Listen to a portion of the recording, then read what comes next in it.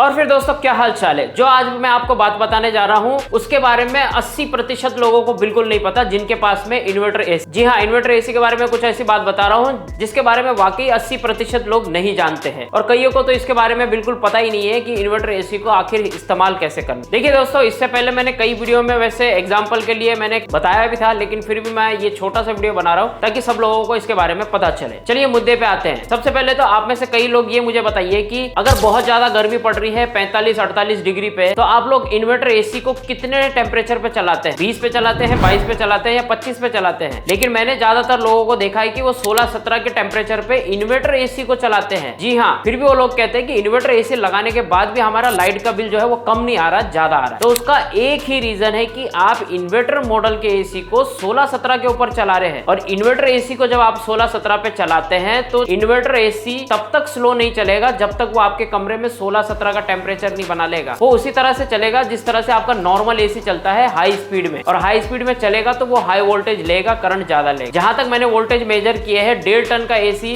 1800 वाट तक चलता है, मतलब कि 1 किलो 800 वाट तक चलता है। और कोई कोई एसी होते हैं जो हैवी ड्यूटी वाले, वो 2 किलो वाट तक की बिजली खींचते हैं। कहने का मतलब यह है कि अगर आप इन्वर्टर मॉडल के एसी को भी 16-17 पे चला रहे हैं ना, तो आपके बिजली का बिल तो भूल जाइए, बस उतना ही आएगा जितना आप नॉर्मल एसी का बिल आता है। अब मैं बताता हूँ कि आप इसे कैसे चला सकते हैं। कई लोगों को इन्वर्टर एसी लेने के बाद में चलाने के बारे में ही नहीं पता है। हमेशा आपके इन्वर्टर एसी को 20 या उससे ऊपर तक के टेम्परेचर पे ही चलाना चाहिए। इन्वर्टर एसी के अंदर ऐसे फीचर डाले हैं कि आप जितना टेम्परेचर सेट करे हैं उतने ही टेम्परेचर को वो आपके कमरे में, आपके रूम में मेंटेन करके चलेगा। मतलब कि आपने अगर उस पर 20 का टेम्परेचर सेट किया है तो वो 20 के टेम्परेचर को मेंटेन करके चलेगा। और जब तक 20 का टेम्परेचर नहीं आता तब तक आपके एसी का कंप्रेसर जो है वो हाई वोल्टेज में चलता रहेगा, हाई स्पीड में चलता रहेगा। जब तक रूम के अंदर वो टेम्परेचर नहीं आ जाता जो आपने सेट किया है, तब तक आपके आउटडोर का कंप्रेसर धीरे चलेगा ही नहीं। तो उस केस में आपके बिजली का बिल ज्यादा ही आएगा, चाहे आप कौन सा भी इन्वर्टर एसी लगा दें। तो कई लोगों को इसके बारे में वाकई ही नहीं पता। अभी कई मेरे कस्टमर ने भी यही बोला है कि हमने इन्वर्टर मॉडल का एसी लगा रखा है लेकिन फिर भी लाइट का बिल जो है उतना के उतना ही आ रहा है। इसका क्या रीजन है, क्या कारण? तो इसका यही कारण है। तो उन सभी दोस्तों से कहना चाहूंगा जिनके पास में इन्वर्टर एसी है, और उन सभी नए टेक्नीशियन भाइयों से कहना चाहूंगा जिनके कस्टमरों के पास में इन्वर्टर एसी लगा हुआ है, वो अपने कस्टमर को समझाइए कि भैया 20 से ऊपर तक का टेम्परेचर रखेंगे तभी इन्वर्टर एसी जो है वो आपकी बिजली कम खाएगा और आपके रूम के टेम्परेचर को मेंटेन करते हुए चलेगा। 16-17 के टेम्परेचर पे अगर आप उसे चलाएंगे तो वो आपके बिजली की बचत नहीं करेगा। आपका जो कंप्रेसर है वो हाई स्पीड में चलता रहेगा, जिसकी वजह से बिजली का बिल तो ज्यादा ही आएगा, एक नॉर्मल एसी के बराबर। अभी मेरे यहाँ पे एसी लगा हुआ है, मैंने यहाँ पे टेम्परेचर 23 का सेट कर रखा है, तभी यहाँ पे प्रॉपर तरीके से ठंडा हो रखा है। अब ये 23 के टेम्परेचर को प्रॉपर तरीके से मेंटेन करता हुआ चलेगा। जैसे ही आपको रूम के अंदर 23 का टेम्परेचर आएगा, ऑटोमेटिक आउटडोर यूनिट का कंप्रेसर स्लो हो जाएगा, जिसकी वजह से मुझे बिजली में भी बचत हो। और जब बहुत ज्यादा गर्मी पड़ती है उस कंडीशन में हम 16-17 का टेम्परेचर रखते हैं ना, तो आपके कमरे में 16-17 का टेम्परेचर ही नहीं बन पाएगा। बहुत ज्यादा गर्मी होगी तो कहां से बनेगा? अगर बारिशों का मौसम है या नॉर्मल टेम्परेचर चल रहा है, 30-35 का टेम्परेचर चल रहा है, तो उस कंडीशन में तो क्या है कि आपके कमरे में 16-17 का टेम्परेचर बन जाएगा, लेकिन उसे भी आने में काफी टाइम लगता है। बाकी डिपेंड करता है कि आपका कमरा किस जगह पे है, किस स्थिति में है। अब कईयों का कमरा ऐसी जगह पे है कि भैया दीवारों पे दोनों तरफ से धूप पड़ती है और ऊपर छत के ऊपर भी धूप पड़ती है, तो दोनों तरफ से दीवारें भी गर्म हो रही है और ऊपर से छत भी गर्म हो रही है, तो उस कमरे में जल्दी से टेम्परेचर आएगा ही नहीं। तो कुल मिला के बात यह है कि अगर आपके एसी की वजह से लाइट का बिल ज्यादा आ रहा है तो एसी को सही तरीके से इस्तेमाल करिए। सही तरीके से इस्तेमाल कर लेंगे तो लाइट का बिल ज्यादा नहीं आएगा। वैसे इसके बारे में मैंने इससे पहले वीडियो बनाया था, अगर वो वीडियो नहीं देखा तो ऊपर आई बटन पे क्लिक करके देख लीजिए, या डिस्क्रिप्शन बॉक्स में लिंक दे दूंगा, वहां पे क्लिक करके देख सकते हैं, या इसी वीडियो के एंड में आपको यहाँ कहीं मिल जाएगा। तो हम जितने भी वीडियो डालते हैं अप्लायंसेस से रिलेटेड, एसी से रिलेटेड, तो उन वीडियो को पूरा देखेंगे तभी आपको सारी चीजें समझ में आएगी। अब काफी सारे फ्रेंड क्या करते हैं, स्किप कर करके देखते हैं, आधी अधूरी चीजें